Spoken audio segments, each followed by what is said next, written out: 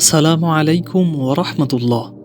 আজকে আমি আপনাদের মাঝে এমন একটি লোক সম্পর্কে আলোচনা করব যাকে পৃথিবীর শ্রেষ্ঠ হাকিম হিসেবে আল্লাহ পাক রব্বুল আলামিন এবং রসুল সাল্লাল্লাহু আলাইহি সাল্লাম নিজেই বলেছেন তিনি আর কেউ নন, তিনি হচ্ছে লুকমান হাকিম, যাকে পৃথিবীর সকল মানুষই চিনেন।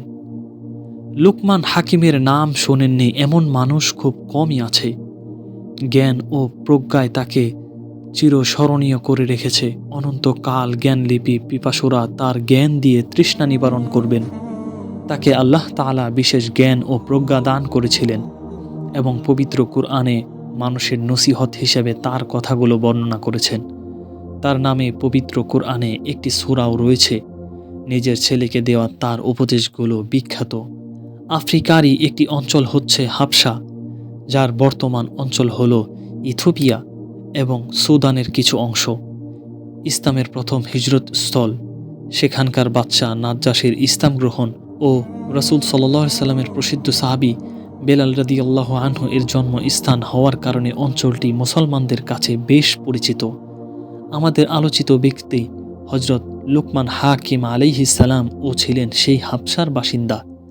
হাবশিরা কালো ও মোটা ঠোঁট বিশিষ্ট হয়ে থাকে। জাবের রাদিয়াল্লাহু আনহু লুকমান হাকিমের দৈহিক বর্ণনা দিতে গিয়ে বলেন, তিনি বেটে চ্যাপ্টা নাক বিশিষ্ট। ইমাম মুজাহিদ রাহিমাহুল্লাহ বলেন, তিনি ফাটা পা ও পুরো ঠোঁট বিশিষ্ট ছিলেন। তা সত্ত্বেও আজও লুকমান হাকিমের সুনাম ও নসিহতপূর্ণ কথা পুরো বিশ্বে পরিচিত। এর মাধ্যমে বোঝা যায় জ্ঞান ও বুদ্ধি কোনো নির্দিষ্ট ভূখণ্ড, বংশ বা সম্পদ দিয়ে অর্জনের বিষয় নয়। দুনিয়ার যে কোনো অঞ্চলে, বংশ বা জাতে জ্ঞানী ব্যক্তি জন্ম নিতে পারেন। লুকমান হাকিম আলাইহিস সালাম সকলের কাছে হাকিম হিসেবে পরিচিত ছিলেন। হাকিম মানে হচ্ছে যার মুখ থেকে প্রজ্ঞাপূর্ণ কথা বের হয়। লুকমান হাকিমের কথা ছিল অর্থবহ। মানুষের মাঝে তার কথার প্রভাব ছিল ব্যাপক। এখনও তার কথাকে বাণী হিসেবে লিখে রাখা হয়। লুকমান হাকিম আলাইহিস সালাম পেশাগত দিক থেকে ছিলেন একজন কাঠমিস্ত্রি। সামান্য আয়ের মানুষ হলেও তিনি কখনো অর্থের জন্য অনৈতিক কাজে জড়াননি। সৎভাবে উপার্জিত অর্থ দিয়েই তিনি জীবন চালাতেন। ওহাব ইবনু মুনাব্বিহ রাহিমাহুল্লাহ এর মতে লুকমান আলাইহিস সালাম আইয়ুব আলাইহিস সালামের ভাগ্নে ছিলেন। তিনি দীর্ঘ জীবন পেয়েছিলেন। ইমাম বাইজাবি রাহিমাহুল্লাহ অন্য মত অনুসারে তিনি দাউদ আলাইহিস সালামের সময়ও জীবিত ছিলেন। ইবনে আব্বাস রাদিয়াল্লাহু আনহু এর বর্ণনায় আছে, লুকমান আলাইহিস সালাম একজন আবিসিনীয় কৃতদাস। লুকমান হাকিম নবী ছিলেন কিনা সেই ব্যাপারে মতনৈক্য রয়েছে। ইবনে আব্বাস রাদিয়াল্লাহু আনহু, জাবের ইবনে আবদুল্লাহ রাদিয়াল্লাহু আনহু এবং সাঈদ ইবনুল মুসাইব রাদিয়াল্লাহু আনহু এর বর্ণনা উদ্ধৃত করে সুফিয়ান সাউরি রাহিমাহুল্লাহ বলেন, তিনি নবী নন, বরং আল্লাহর একজন সৎ বান্দা। ইমাম বাকবি রহিমাহুল্লাহ বলেন, এই কথা সর্বসম্মত, তিনি নবী নন, বরং ফকি ও প্রজ্ঞাজন। যে আচার দ্বারা তার নবী হওয়া প্রমাণ হয় তা মূলত জয়ীফ বা দুর্বল।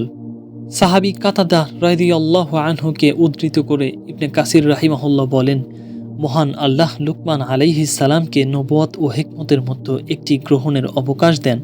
তখন তিনি হিকমত প্রজ্ঞা গ্রহণ করেন। এই প্রসঙ্গে পবিত্র কুরআনে বর্ণিত হয়েছে, আর আমি তো লুকমানকে হিকমত দিয়েছিলাম এবং বলেছিলাম যে আল্লাহর শুকরিয়া আদায় করো, আর যে শুকরিয়া আদায় করে সে তো নিজের জন্যই শুকরিয়া আদায় করে, এবং যে অকৃতজ্ঞ হয় তার জেনে রাখা উচিত আল্লাহ অমুখাপেক্ষী প্রশংসিত। কেউ একজন তাকে নবুয়ত গ্রহণ না করার কারণ জিজ্ঞেস করলে তিনি বলেন, যদি আমাকে নবুয়ত দেওয়ার বিষয়টি চূড়ান্ত হতো তাহলে আমি তা গ্রহণ করলে আল্লাহর সাহায্য পেয়ে তাতে সফল হতাম, কিন্তু তা চূড়ান্ত না করে ঐচ্ছিক রাখা হয়েছে, যে কারণে এই দায়িত্ব পালনের ব্যাপারে আমি শঙ্কিত ছিলাম, তাই আমি হিকমতকে অগ্র অধিকার দিয়ে তা গ্রহণ করেছি। যেই কোনো বর্ণনায় পাওয়া যায় লুকমান হাকিম বলেছেন, যে গুণগুলোর কারণে আল্লাহ তাআলা আমাকে এত উপরে উঠিয়েছেন, কোনো ব্যক্তি যদি সেইগুলো অর্জন করতে পারে তাহলে সেও আমার মতো মর্যাদার আসনে সমাসীন হতে পারবে। সেই গুণগুলো হলো নিজের দৃষ্টিকে নিচের দিকে রাখা, জবানকে বন্ধ রাখা তথা চুপ থাকা, হালাল আয়ের ওপর সন্তুষ্ট থাকা, লজ্জা স্থানের হেফাজত করা, সত্য কথা বলা, অঙ্গীকার পূর্ণ করা, মেহমানের ইজ্জত করা, প্রতিবেশীকে কষ্ট না দেওয়া, অনর্থক কথা ও কাজ পরিহার করা। এক বর্ণনায় পাওয়া যায়, লোকমান হাকিমকে এক লোক এসে বলে, তুমি ওই ব্যক্তি না যে আমার সঙ্গে মাঠে ছাগল চড়িয়েছ? আচ্ছা বলো তো, তুমি এত বড় হলে কিভাবে? লোকজন দূর দূরান্ত থেকে তোমার কথা শোনার জন্য আসে এবং তোমার এত বড় বড় মজলিসে বসে। উত্তরে তিনি দুটি গুণের কথা বলেন। দুটি গুণের কারণেই আল্লাহ তাআলা তাকে এত বড় করেছেন। এক, সদা সত্য কথা বলা। দুই, অনর্থক কথা বলা থেকে বিরত থাকা। সাহাবী আবু দারদা রাদিয়াল্লাহু আনহু এর বর্ণনায় এসেছে, তিনি ছিলেন নীরবতা অবলম্বনকারী, সর্বদা চিন্তায় নিমগ্ন ও দূরদৃষ্টি সম্পন্ন একজন ব্যক্তি। দিনে কখনো ঘুমাতেন না। কেউ তাকে থুতো ফেলা, নাক পরিষ্কার করা ইত্যাদি মানবীয় কাজ করতে দেখেননি, অর্থাৎ এইগুলো তিনি নীরবে সেরে ফেলতেন। লুকমান হাকিম তার ছেলেকে 100 উপদেশ দিয়েছিলেন। এর মধ্যে সারা জাগানো 10টি উপদেশ এখানে তুলে ধরা হলো, যেগুলো পবিত্র কোরআনে সূরা লুকমানে উল্লেখ করা হয়েছে। 1, আল্লাহর সঙ্গে শিরিক করো না। 2, মাতা পিতার সঙ্গে ভালো ব্যবহার করা এবং আল্লাহর পরে তাদের কৃতজ্ঞতা আদায় করা। 3, পিতামাতা শিরিক কুফরি করতে নির্দেশ দিলে তাদের কথা মানা যাবে না, তবে তাদের সঙ্গে স্বাভাবিক ভদ্র আচরণ অব্যাহত রাখতে হবে। 4, অপরাধ যত ছোটই হোক তা হতে বিরত থাকা অপরিহার্য, কারণ কিয়ামতের দিন আল্লাহ তাআলা উপস্থিত করবেন। 5, সালাত কায়েম করা। 6, মানুষকে ভালো কাজের আদেশ দেওয়া এবং মন্দ কাজ হতে নিষেধ করা। 7, বিপদ আপদ ও মানুষের দেওয়া কষ্টের ধৈর্য ধারণ করা।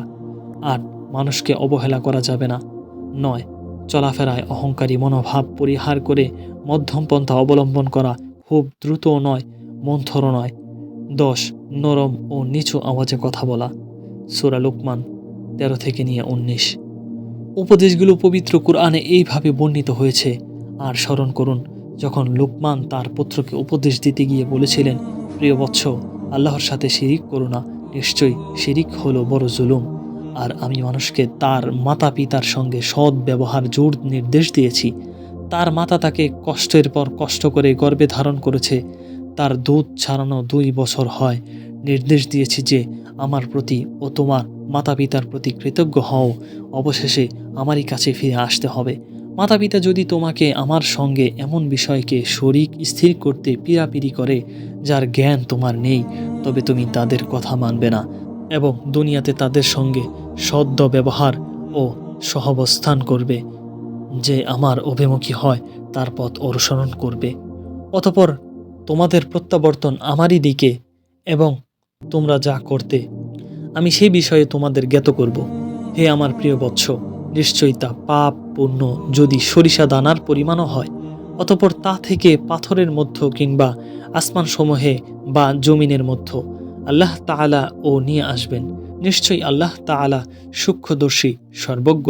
হে আমার প্রিয় বৎস, সালাত কায়েম করো, সৎ কাজের আদেশ দাও, অসৎ কাজে নিষেধ করো এবং তোমার উপর যে বিপদ আসে তাতে ধৈর্য ধারণ করো। নিশ্চয়ই এগুলো অন্যতম দৃঢ় সংকল্পের কাজ। আর তুমি মানুষের দিক থেকে তোমার মুখ ফিরিয়ে নিও না, আর জমিনে দম্ভ ভরে চলাফেরা করো না। নিশ্চয়ই আল্লাহ কোনো দাম্ভিক অহংকারীকে পছন্দ করেন না। আর তোমার চলার ক্ষেত্রে মধ্যম পন্থা অবলম্বন করো, তোমার আওয়াজ নিচু করো। নিশ্চয়ই সবচেয়ে নিকৃষ্ট আওয়াজ হলো গাধার আওয়াজ। আল্লাহ তাআলা মুসলিম উম্মাহকে হযরত লুকমান হাকিম আলাইহিস সালামের জ্ঞানগর্ভ উপদেশ থেকে উপকৃত হওয়ার তৌফিক দান করুন। আমিন। আজ এ পর্যন্তই, দেখা হচ্ছে অন্য কোনো ভিডিওতে। ততক্ষণ পর্যন্ত সকলেই ভালো থাকবেন, সুস্থ থাকবেন। আসসালামু আলাইকুম ওয়া রাহমাতুল্লাহ।